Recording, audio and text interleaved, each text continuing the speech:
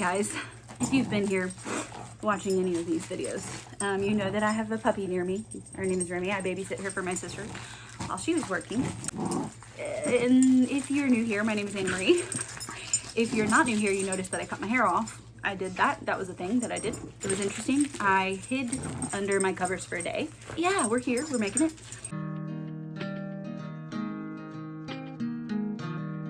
Right now we're doing my June wrap-up. I read 9 things in June, and I say things instead of books because one of them was a manga, and one of them was a very, very short novel, and one of them was an actual short story. So, I had a little bit of a slump in June and May. It was my birthday month. I was also moving, so it was just kind of hectic. But one thing that kind of kept me going this month was the Make Your Myth Taker readathon. So the lovely Ashley from A Frolic Through Fiction designed this readathon based off of retellings or characters that usually pop up in retellings or mythology. So I chose to attempt to read enough books so I could be a mercenary. And I just wanted to do all mercenary. So I read 4 books for the Myth Taker readathon, and I'll go through those first because those are the ones that I kind of can recall better for some reason. So the first one was to read a book that is based off of some sort of mythology. And the one that I chose for that was Dragon Pearl by Yoon-Ha Lee, and it is based off Korean mythology. It's kind of like a space opera for middle grade, and it is that. It's the Rick Riordan Presents one of those books. And our main character is a 13-year-old girl named Min, whose older brother has recently graduated and gone into the Space Forces. But one day, her older brother June goes missing. Min is desperate to become a part of the Space Forces because she is tired of the mundane existence of her world. Her world is very destitute. It's very impoverished. They do not have very many resources, that kind of thing. So she wants to leave and join the Space Forces. One day, a very high-ranking member of the Space Forces comes to their house and says that June has deserted. And not only that, but he is suspected to have deserted because he's going to find this very special artifact that it's supposed to have this tremendous power to change worlds, to you could take their impoverished planet and give it all the resources that it needs. Deserting from the military, it has the same implications that it would, in our world.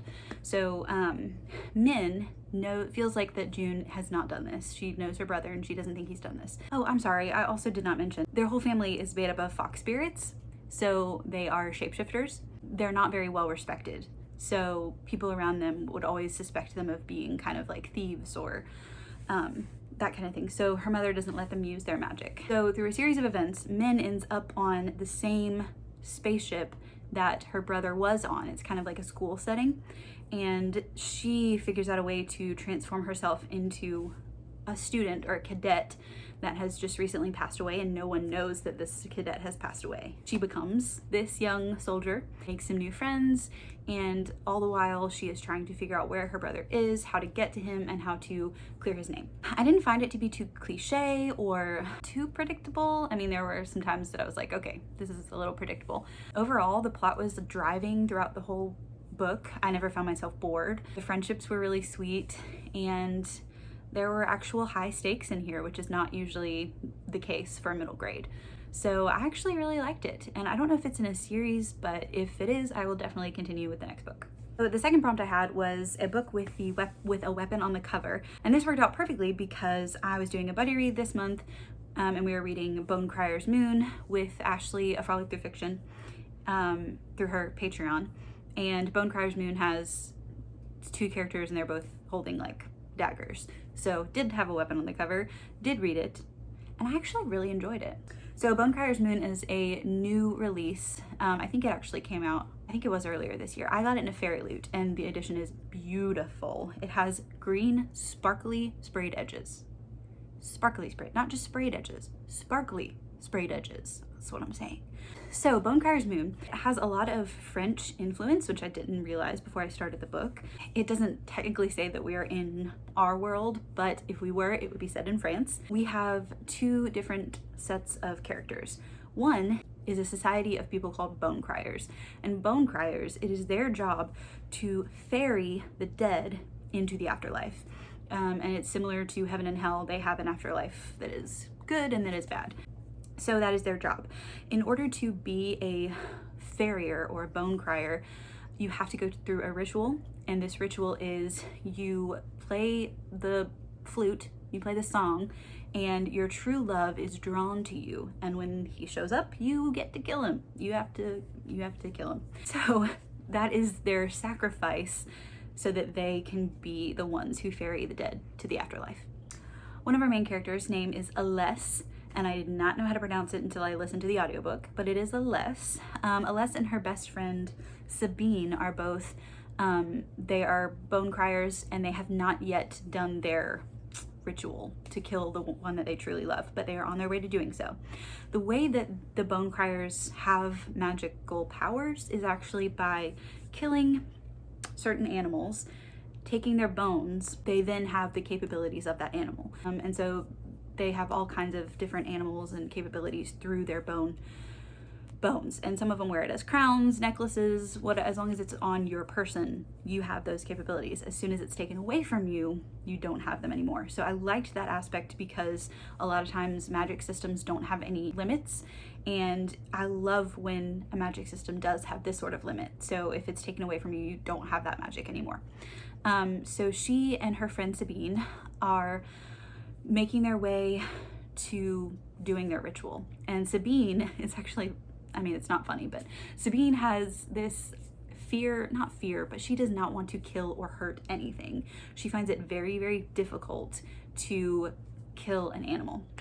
So the ones that I think she has like it's not a squirrel, but it's like a small animal. Whereas Aless she already has all three of her bones, and that's what you need before you do your ritual.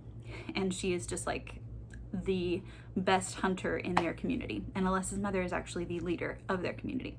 And on the other side, we have a young man named Bastien. And he is with a brother and sister, and they are kind of street rats or thieves or orphans. Bastien's father was killed by a bone crier. He witnessed it. So he has decided that to avenge his father, he is going to lure a bone crier and kill her. And that is his life goal. Like, he cannot do anything until he does this. Really where the action gets going is Aless is going to do her ritual, and Bastien has found a place that is usually the location of the rituals. So he's done a lot of research. He knows where the bone criers usually go for these rituals. He is staked out waiting for a bone crier to come so he can kill her. So she is there to kill her loved one, her true love. He is there to kill any bone crier. And I'm gonna stop there. I'm gonna not tell you what happens after that, but I'm sure that you can guess. It was very interesting. The lore of the bone criers was very interesting. And there was also this really cool dynamic where Aless has such a deep faith in her world. And then Bastien has such a hatred for it because it caused the death of his father, but he doesn't understand it fully. He doesn't even know that he thinks they're just killing because they're merciless and they're murderers. He doesn't know that they have a deeper purpose. They kind of get to know each other and understand and have empathy for each other. The end was a little bit rushed and unexpected in a way that I just wasn't really satisfied by it. It just wasn't my favorite ending, but the second book, Bone Crier's Dawn, and these are both by Catherine Purdy, if I didn't say that before, is supposed to come out in March of next year. So I'm excited for that. And the third prompt was read a book with a magic battle. And I was gonna read Priory of the Orange Tree for that. But I got to a week before the end of June and I hadn't started it, and it's 1,000 pages. And I really wanted to read Circe by the end of June because it was a buddy read for another group of people. So I really wanted Circe to fit that prompt. There's not really a magic battle, but there is magic, and there are battles ish. No, they have to defeat a monster using magic. We made it work. We're gonna make it work. It worked. So I read Circe by Madeline Miller. I have been anticipating this for so long because I know that so many people love it. And oh my goodness, was it incredible. I was shocked at how much I loved it. I will say that I can very well understand why a lot of people would not enjoy this book. And I say that because it is very slow. There's not a lot of action, and when there is, after that, there's a lot of downtime until the next big plot thing happens. It is very slow. You are following Circe, hard times, good times. You're following her life. And the reason that I appreciated that slow plot is because she's immortal. Of course it's going to be slow. She has her entire life. Her entire life is eternity.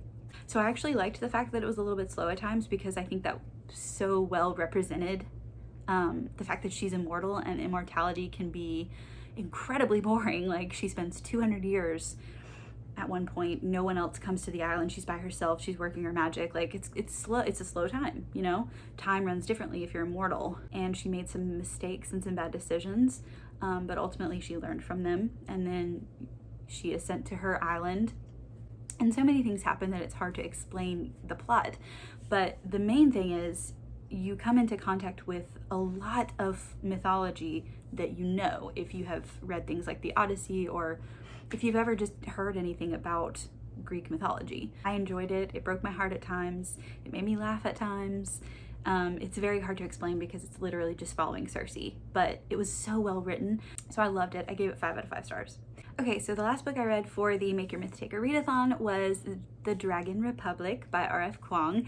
And this was for the prompt based off of history. So the Poppy War and the Dragon Republic are part of a trilogy by R.F. Kuang, and they are based off of Chinese history. So they are fantasy, but they're based off history. In the Poppy War, which is the first one, it's hard to describe the Dragon Republic because it's a sequel. We follow our main character, Rin, and she is an orphan from a province in the south. And during this time, the Nikata Empire is overrun with opium users and opium trade. It's an illegal industry that has kind of overrun their empire. And Rin is taken in by a couple who are a part of this opium trade, and she kind of is forced to work with them. They're very abusive and they're very cruel. So Rin, as she gets older, she is told by her guardians that she is going to be sold into a marriage in exchange for something that's going to benefit their trade, the opium trade. So she realizes that she is not one who is going to be the satisfied housewife. She does not want a life of misery. So what she decides to do is sign up to take the Keju, which is a very significant exam where you go to college, what level you get to once you're there. And a lot of times this test is kind of catered toward the wealthy, because if I am wealthy, I can hire a better tutor for my for my child to take the Keju, and decides that she is going to study for the next 2 years. She studies for 2 years, takes the test, and ends up with the top score, which is unheard of, especially if you're from the South like she is. So she gets into the top school. She has to learn new languages, military strategy, fighting techniques, that kind of thing. But she has to struggle with a lot of bullying because she looks, talks, acts differently from everyone there because they're all from wealthier places and she is from the South. But she does come in contact with one of the kooky. He kind of teaches like a spirit guide type subject. When they go to class, the teacher doesn't usually show up, so they just don't go to class. But Rin uses this time to kind of train on her own, and she comes into contact with this teacher. And he sees her potential and shows her how to connect with the gods and kind of ask them for their assistance and help. So there is that element of shamanism. I thought that was really interesting because for thousands of years, this was the way that people saw their religion. Like it was the way that they connected with a higher power was through shamanism. So I thought that was really interesting because it wasn't just you know, a fantasy-based magic system that the author created. It was based on actual history. So that was really interesting. And the second part of the book in the Poppy War is kind of focuses more on the war between the Federation, which is an outside empire that is kind of infiltrated, and they are cruel and they are killing people, and there's a lot of gruesome trauma and murder, and there are tons of trigger warnings for the Poppy War. Please go look those up, because it is hard to, it's dark, it's very dark. But I appreciate that, and that's one of the reasons that I enjoyed this book so much. That sounds weird, but I loved that there was real representation for war. It wasn't good guys fight bad guys. We, you know, fight with swords on the battlefield. Some people die, it's fine. We won. Good guys, that's over at the end. You know, like, it wasn't that.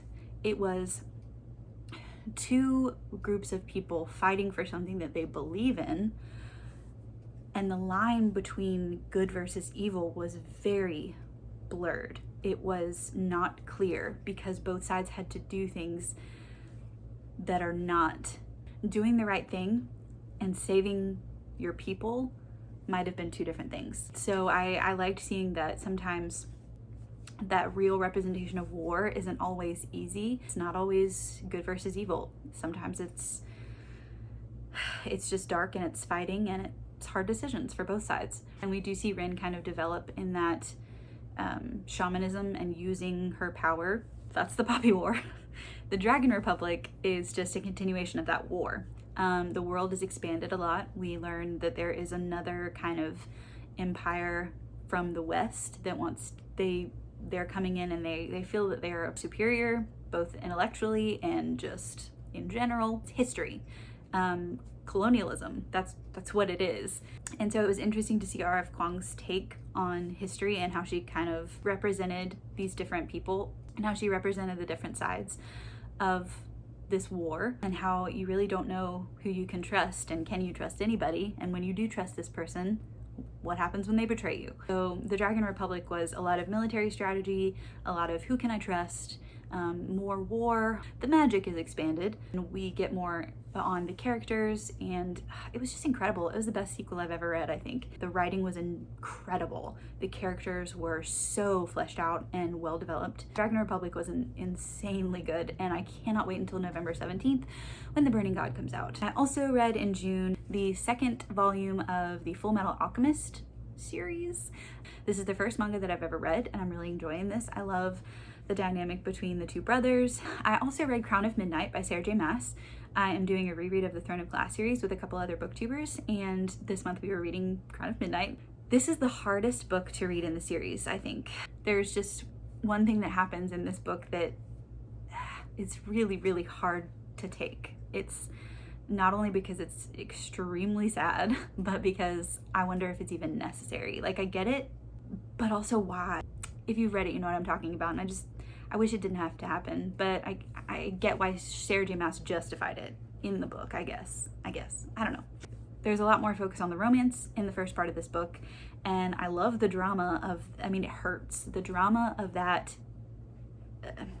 traumatic event, and after that, and how the romance is kind of different at that point. I can't really say too much more because it's a sequel, but I enjoyed my reread of this book. The third one, Air of Fire, was always my favorite one in the series, so I can't wait to get to that one in July.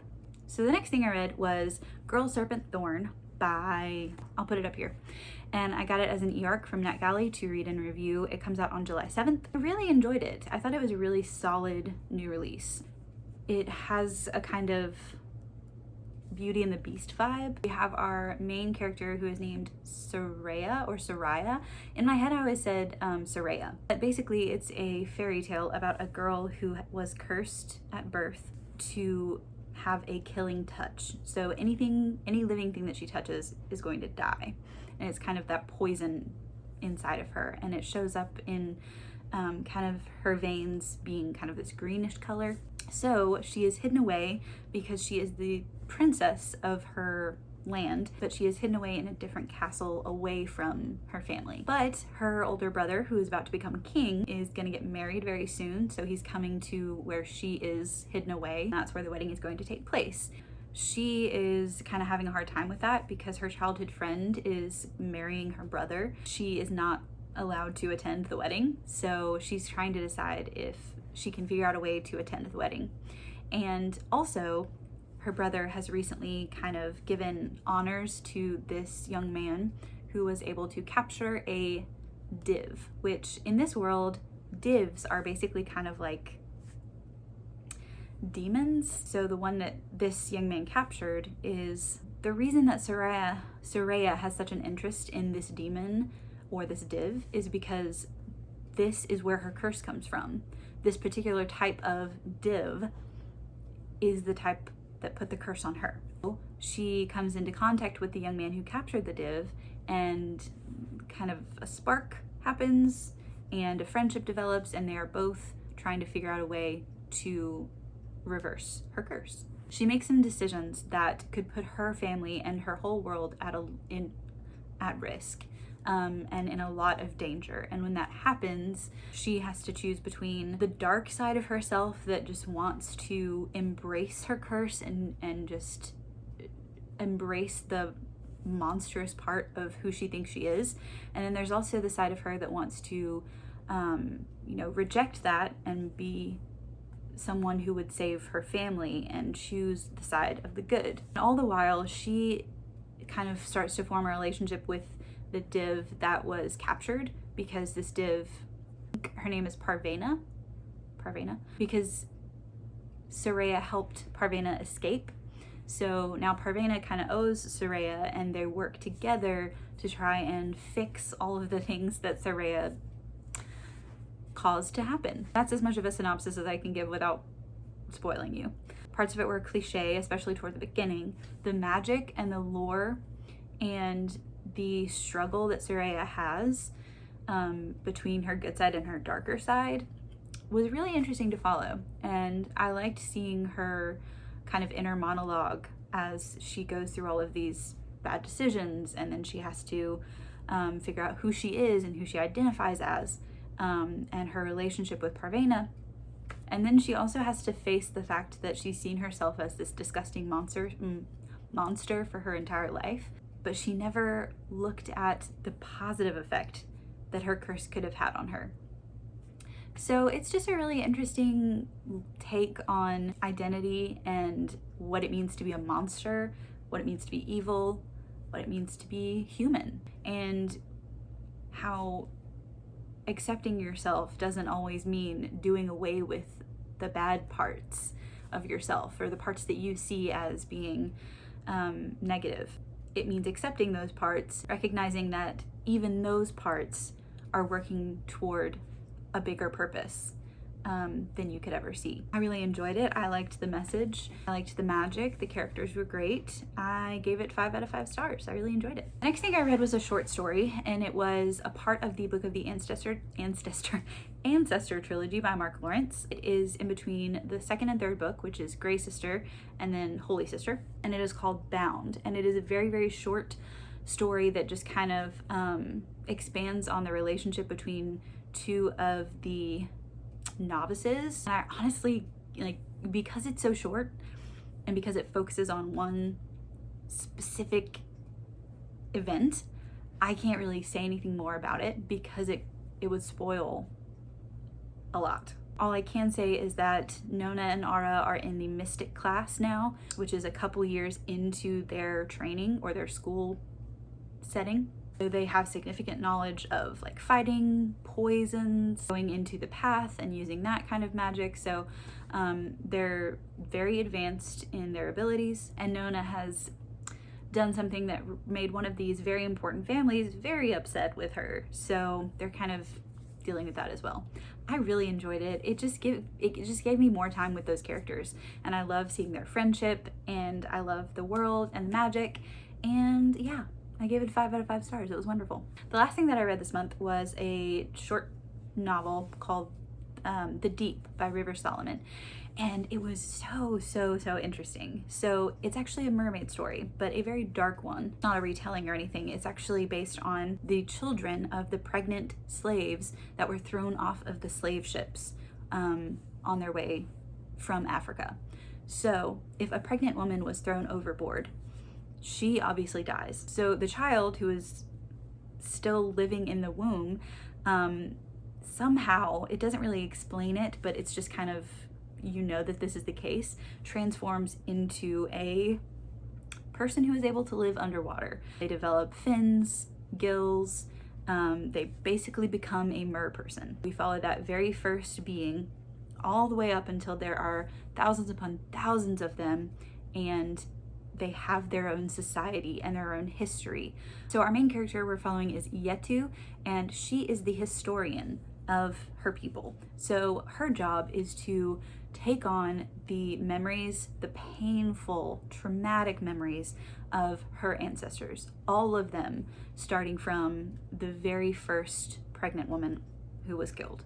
And she relives those memories, she remembers them, she uses them to kind of maintain her people's identity.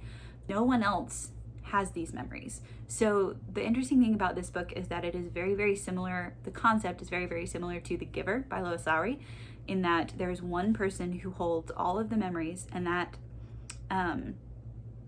who is knowledgeable and maintains their identity and who they are, and knows all of the history, and the rest of society does not know.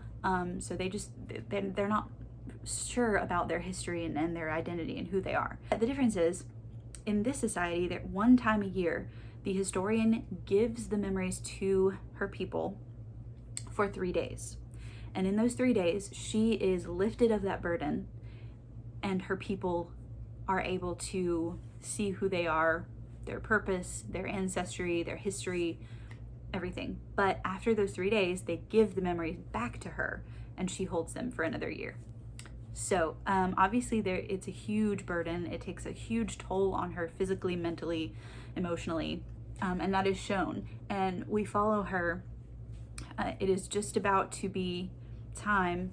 She's actually late for it, but it's that time for her to give her memories away. We see Yetu as she kind of travels away from her people for a time. She meets humans. She forms a relationship with, they call them two legs, who is like giving her food, helping her recover from everything that she's had to endure because of her memories. This woman that she meets is the last of her kind. She's the last of her people because her people have been killed.